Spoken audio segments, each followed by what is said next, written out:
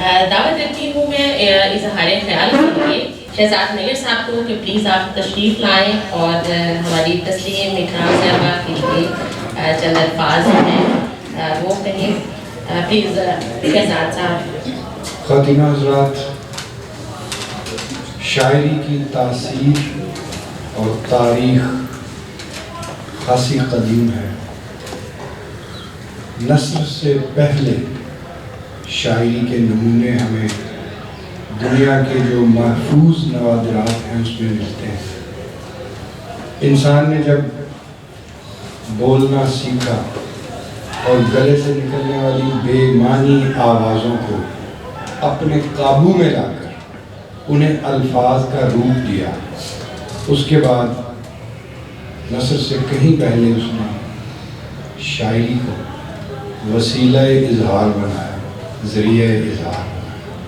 ہمارے پاس دنیا میں شاعری کا جو قدیم ترین نمونہ موجود ہے وہ کوئی تقریباً 1600-1700 قبل مسیح کی ایک نظم ہے، چھوٹی سی. میرا جی چاہتا ہے کہ آپ کو اس نظم کی کچھ لائنیں سناؤں. کیا زمانہ آ گیا ہے یونان کا، قدیم یونان کا شعر. کیا زمانہ آ گیا ہے کہ چھوٹے بڑوں کا احترام نہیں کرتے، بڑے چھوٹوں سے پیار نہیں کرتے، بیوی خاوند سے وفا نہیں کرتی، خاوند بیوی سے اس کا خیال نہیں رکھتا. ہم نے اپنے بڑوں سے سنا ہے کہ پہلے والے زمانے اچھے تھے. یہ 3500 سال لگ بھگ پرانی ایک بات ہے.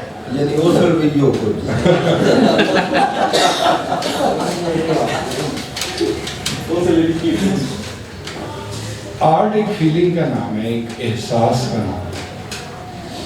آرٹ اپنا اظہار چاہتا ہے.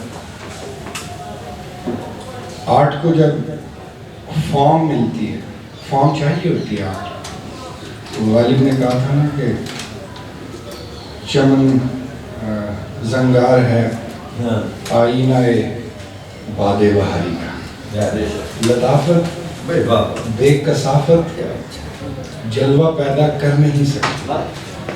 لطافت بے کثافت جلوہ پیدا کر نہیں سکتی. چمن آئینہ ہے زنگار، چمن آئینہ ہے، چمن زنگار ہے آئینہ باد بہاری کا. چمن زنگار ہے آئینہ باد بہاری.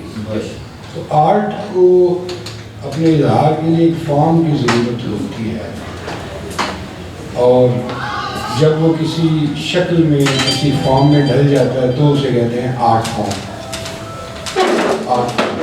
تو شاعری ایک آرٹ فارم ہے، اور فارم کے اپنے تقاضے ہوتے ہیں، اس کی کچھ تکنیکی امور ہوتے ہیں، ٹیکنیکلٹیز ہوتی ہیں جنہیں سیکھنا بھی پڑتا ہے. ایک واقعہ میں سنانا چاہ رہا ہوں کہ شاعری ایسی نہیں ہوا کرتی تھی قدیم زمانوں میں، یا اب سے 20-30 سال پہلے بھی کوئی اتنی یہ عام اور اتنی سادہ اور اتنی آسان چیز نہیں تھی. اس کے لیے کافی کشٹ کاٹنے پڑا کرتے تھے. جب محمد شاہ رنگیلا کے عہد میں نادر شاہ درانی نے دلی پر حملہ کیا اور اسے تاخت و تاراج کرنے کے بعد ایک واقعے کے رد عمل میں قتل عام کا حکم دے دیا، تو ایک لفظ اس نے استعمال کیا کہ غزن، جس کا فارسی میں مطلب مارنا بھی ہے، قتل کرنا بھی ہے، مرادی معنی. تو 3 دن تک قتل عام ہوتا رہا. لیکن نادر شاہ اس کے رنگیلے کے کسی وزیر میں، کسی وہ مدار المقام میں، کسی وزیر اعظم میں یہ جرأت نہیں تھی کہ اس کو روکے. اور اس کا حکم یہ تھا کہ جب تک میری تلوار میان سے باہر رہے گی قتل عام جاری. جب 3 دن گزر گئے تو بہرحال ایک ہمت کی ایک وزیر نے، اور اس نے نادر شاہ کے قریب جا کر ایک فارسی شعر پڑھا. یہ شاعری کی تاثیر کی اور اس کی طاقت کی بات ہے. کسے نمان که او را به چشم ناز کشید، بجز کے زندہ کنی خلق را باز خوشی. اس شعر کو سنتے ہی نادر شاہ نے اپنی تلوار میں آ لگا. 3 دن سے جو قتل عام جاری تھا وہ شاعری روک دی. ایک شعر: کوئی نہیں بچا کہ جسے تو اپنے ناز کی تلوار سے قتل کرے. ہاں ایک صورت ہے کہ جو قتل ہو چکی خلقت ہے اسے تو زندہ کرے اور دوبارہ مارے. کہنا یہ چاہا کہ کوئی نہیں بچا کہ جسے تو. یہ حافظ شیرازی کا شعر 2 صورتوں میں ملتا ہے. کسی نہ مون کہ پورا بتیغ ناز کشی، کچھ جگہ پہ بچشم ناز کشی، اور بجز کے زندہ کنی خلق را باز کشی، یا پھر مگر کے زندہ کنی خلق را باز کشی، جو بھی کہیں. تسلیم اکرام صاحبہ سے میرا جو تعارف ہوا وہ اسلام آباد میں، اور وہاں پہ بہت سارے مشاعرے ان سے ملاقاتیں بھی رہیں. پھر معلوم ہوا کہ ماشاءاللہ یہ ایل اسکالر ہیں. اچھا تب تک جس طرح شہزاد واسق صاحب فرما رہے تھے کہ جب یہ شعری محافل میں راولپنڈی میں عام طور پہ اکادمی ادبیات میں آپ سے ملاقات ہوا کرتی تھی تو تب یہ ایک پرشوق سامع تھیں اور شاعری کی ایک پرذوق قاری تھی. لیکن انگریزی کہاوت ہے کہ the one who reads a lot would someday like to write. تو یہ پڑھتی رہی، سنتی رہی، اور ایک دن پھر آیا کہ انہوں نے کہا کہ مجھے بھی لکھنا ہے. اور پھر یہ خوش قسمتی ہوئی کہ شہزاد واسق جیسے استاد انہیں میسر آ گئے. اور جیسا کہ اس سرنامے پر لکھ رکھا ہے کہ جدید لب و لہجے کی نوجوان شاعرہ منفرد اسلوب. یہ بات اپنی جگہ پر سچ ہے. میں ان کی کچھ اشعار پڑھے ہوئے ہیں کہ بات سادہ ہوتی ہے، سامنے کی ہوتی ہے. اب آپ میں سے بیشتر میں ان کا کلام، میرا حسن ظن ہے کہ آپ لوگوں نے بیشتر میں ان کا کچھ نہ کچھ کلام پڑھا ہوگا. ان کے اشعار میں ایک بات ضرور ہوتی ہے کہ یہ آج کی بات، سامنے کی بات، روزمرہ زندگی کی بات، آج کل جو سوشل میڈیائی اور فیس بکی تعلقات اور محبتیں پروان چڑھ رہی ہیں، ان کے اوپر اظہار خیال کرتے ہوئے اشعار کئی، اور ایسے اشعار جو پڑھ کے بندہ کہتا ہے ہاں گل تو ٹھیک کی تھی. تو شعر کی کسی قدماء میں سے کسی نے قدیم زمانے میں ایک تعریف متعین کر رکھی ہے کہ عرب میں یہ تعریف متعین ہوئی تھی.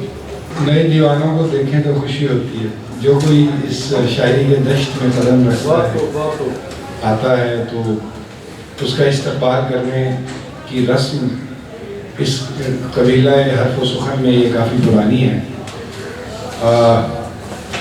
کہ ایک اور شخص آیا جس نے اپنے خیال کو لفظوں کا پیرہن پہنا کر لفظوں کے وسیلے سے دنیا کے سامنے لانے کا ایک بیڑا اٹھایا ہے، جتن کیا ہے. لیکن شاعری ایک خاصا عرفہ فن ہے، اور جیسا کہ میں نے آغاز میں کہا کہ اس کی اپنے کچھ لوازم ہیں، کچھ اپنے وظائف ہیں، کچھ اپنے تکنیکی امور ہیں. اس کو لگاتار سیکھنا چاہیے. تسلیم صاحبہ، اس کو لگاتار سیکھنا چاہیے. سیکھنے کے عمل میں انسان رہتا ہے، لفظوں سے شناسا کرتا ہے. لفظ ہر کسی سے نہیں کھلتے.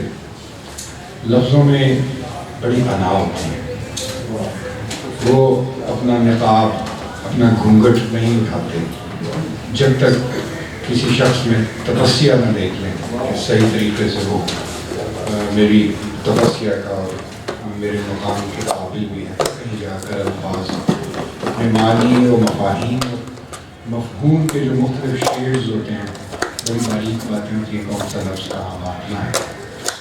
کچھ دور ایسا آ گیا ہے کہ شعر و سخن کے ساتھ لوگوں کی وابستگی اب ایک سوشل میڈیائی انداز کی ہو گئی ہے.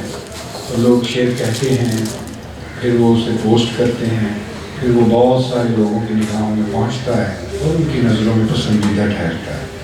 اب اس شعر نے اپنا کام کر دیا. جب لوگوں تک وہ پہنچ گیا, اس نے خیالات اپنا خیال دوسرے تک پہنچا دیا. لیکن یہ کہ اس سے آگے کا سفر بھی ہے. ایک وہ جو جیسے غالب نے کہا ہے کہ گنجینہ معنی کا طلسم اس کو سمجھیے جو لفظ کے غالب میرے اشعار میں آ گئے. تو اس میں لفظ کی ساتھ شناسائی کی ہر کسی کو ضرورت ہوتی ہے اور لگاتار ضرورت ہوتی ہے. مجھے بڑی خوشی ہے کہ تسلیم صاحبہ کی کوئی کتاب بھی نہیں آئی. وہ ابھی ایم فل کا مقالہ لکھ رہی ہیں اپنا ہزارہ یونیورسٹی سے میرا خیال ہے. اور ہم لاہور کے دوستوں نے اور قاسمو کلب نے اور پھر جو افتخار بخاری صاحب ہیں, سیالکوٹ میں نظم کے بڑے اچھے شاعر ہیں افتخار بخاری, ان کا بھی نام شہزاد واسق صاحب جانتے ہوں.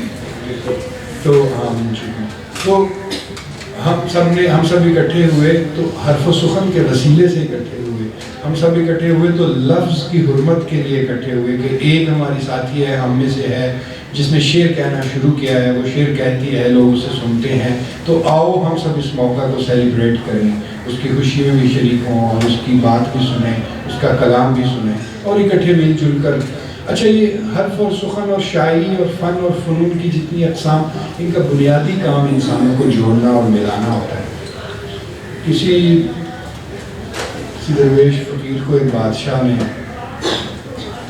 ایک جڑاؤ کینچی تحفے میں دی, مقراض کہتے ہیں کینچی, وہ تحفے میں دی. تو انہوں نے کہا تحفہ تو قبول ہے لیکن یہ میرے کسی کام کا نہیں ہے.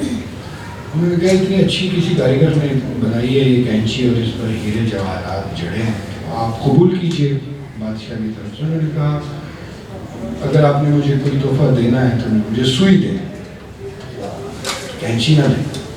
انہوں نے کہا یہ کیا مطلب ہوا؟ تو انہوں نے کہا کہ سوئی جو ہے وہ دو کو سی کے ایک کرتی ہے, کینچی جو ہے وہ ایک کو کاٹ کے دو کرتی ہے. میرا کام سوئی والا ہے, کینچی والا نہیں. شاعر کا کام سوئی والا ہوتا ہے, جوڑ کے ایک کرتا ہے.